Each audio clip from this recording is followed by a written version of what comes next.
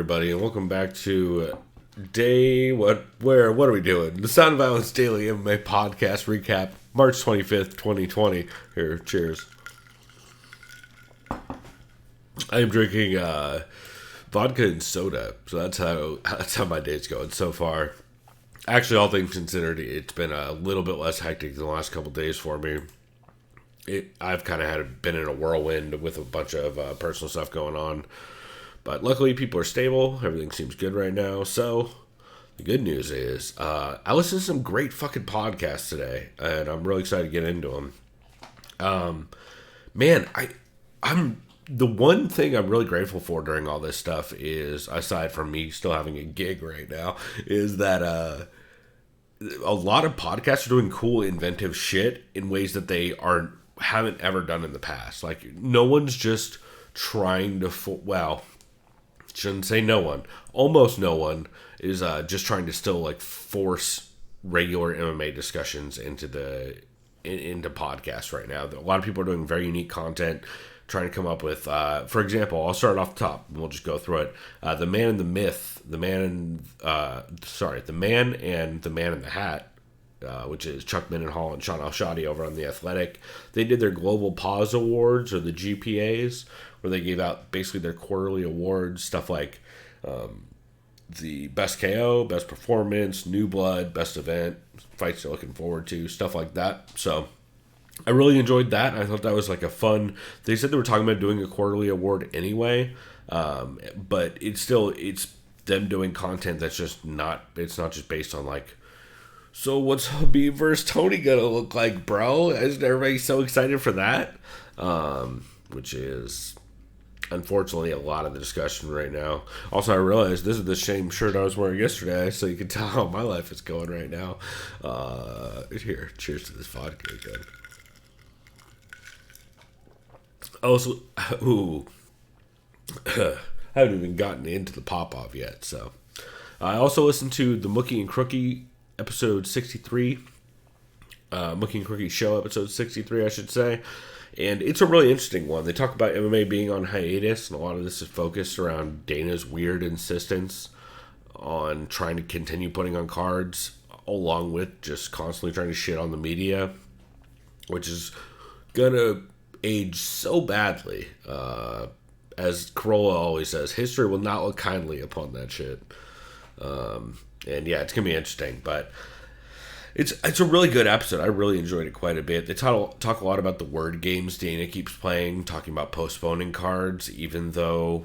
UFC 249, or London and everything, they're saying, oh, we're postponing these cards, but then he also said that today that they're completely rearranging these cards, so it's not like they're really being postponed. But they can extend contracts that way, so... Sign your fucking Project Spearhead cards 2 years ago. But yeah, it was a really interesting episode. They also talk a bit about Cage Warriors putting on their card, and ATT closing and stuff like that. So really interesting, and I'm excited to see kind of how that goes forward. I really like that show quite a bit. Speaking of really good episodes, Eurobash episode 75 with Colby Covington, Patty Pemblett, and what was who else was on this? Joanna was on this, right? Am I confusing this with... Yeah, Joanna was on this too. PT... Oh, Mason Jones was the other person who I was thinking of. But yeah, really good episode. Just really, really good. It was interesting hearing... Well, I was going to say it's interesting hearing Colby and Joanna on the same podcast, but not real. That's not why it's interesting. Colby did his regular thing where he starts off doing his gimmick and then by the end is actually having a genuine conversation. It's kind of interesting, which is always a weird thing to kind of go through during an interview where you completely lose your character and then you sign off with a shitty quote and you're like, okay, still in character, I guess, dog. That's how you want to call that. Yeah, the Joanna interview is also really interesting. I like Joanna a lot. I think people give her a lot of shit unjustly. But it was cool hearing her talk about how coming out of the Zhang fight or the Zhang Weili fight, that she knew immediately it was kind of a wild ass fight. She's like, I was made for that shit. And she's making meatballs during the interview, which I thought was funny. I listened to Seanie podcast do some Q&As over on the Severe MMA Podcast Premium. He did 2-part Q&As this week. Also, if you guys are not following Sean Sheehan on Twitter, I believe his Twitter handle is Sean Sheehan BA. Let me make sure. But holy fuck, his tweets about The Wire, which he's watching for the first time, is like my goddamn spirit animal. It's my favorite thing right now. Honestly, I wish Sean Sheehan would just start a podcast about The Wire, which I'm going to tweet to him immediately after this, because I really wish it existed.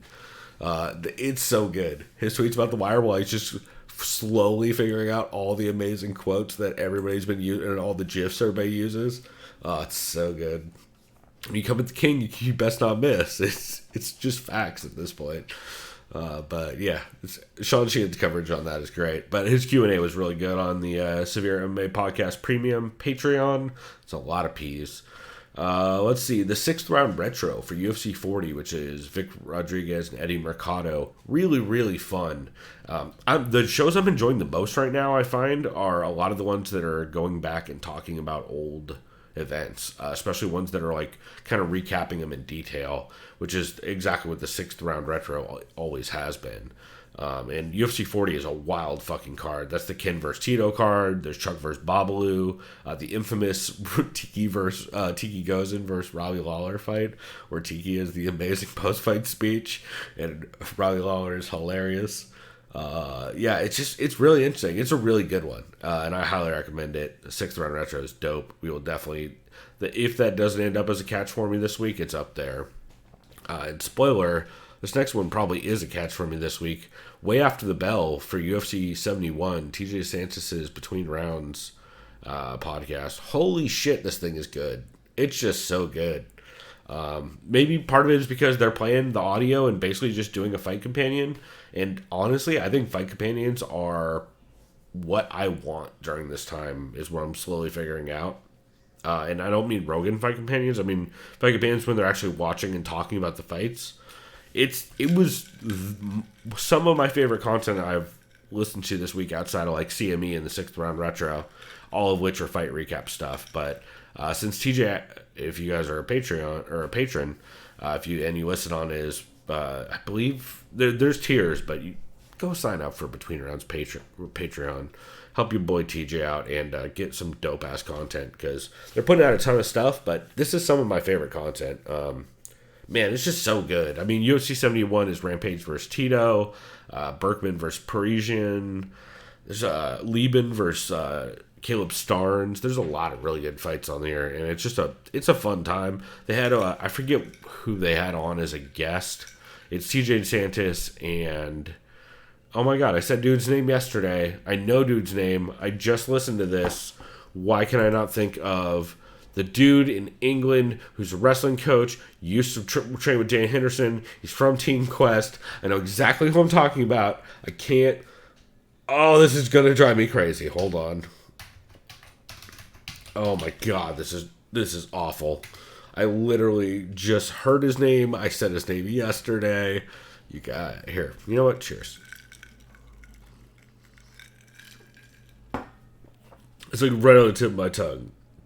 Nick Albert, Jesus Christ, and Patron Scott Patron Scott is the guest. But yeah, it's just a really great episode, so highly recommend that for sure. And yeah, that's what I got to. I listened to a little bit of Rogan and Berkreischer. Not as lighthearted as I would have expected, with Rogan right out the gate being like, "Oh yeah, so I'm worried we're all gonna die, and this super healthy young dude got corona recently." It's like, oh. Great. This is exactly the lighthearted Bert Kreischer interview I wanted. But yeah, it was a good day in MMA podcast. I saw so much stuff. I'm starting to have to do time and a half on some of these, just trying to get through more, because people are putting out so much cool content that it's hard to get to all of it. So I haven't even checked what just recently, since I got off work, got put out. Right now on my list, I have the Wocast still have MMA Roasted, I still have Coast to Coast Combat Hour, MMA Stories, A-Side Live Chat. They're doing 3 a week now. They're doing Monday, Wednesday, Friday, so I have not listened to the Wednesday one yet, but that's on my list. And then Punch Drunk Sports did Quarantine Edition, and I'm pretty sure Ari Shaffir probably says some horrible shit on that. So I'm definitely going to listen to that because that'll be interesting. And Ari's funnier than anyone gives him credit for.